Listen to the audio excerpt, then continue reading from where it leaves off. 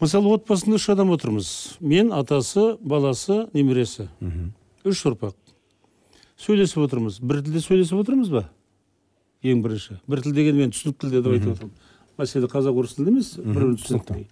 Ал енді сонда анау атасы өте насихатшыл болса, баласын да өзіне қаратып қояды, немересін де өзіне қаратып қояды.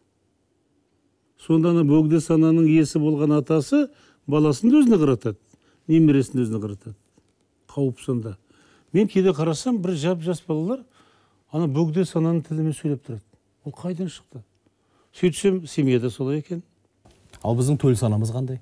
Біздің төл санамыз өзіміздің бағанағы айтқан адамдардың айтып кеткен, Абайдың айтып кеткен, Шәкәрімнің айтып кеткен, оның арқасында Асанқайғы айтып кеткен, Қорқыт айтып кеткен, Жүсіп Баласағұн айтып кеткен, Қожа Ахмет Яссауи айтып кеткен ұғымдар, түсініктер бар. Бұл біздің төл санамыз. Асанқайғы айтқан, жырауларымыз айтқан, жақсы адамдарымыз айтқан, Махамбеттер айтқан, Жамбылдар айтқан кешегі. Солармен жүру керек қой. Соларды сіңдіру керек қой бойға.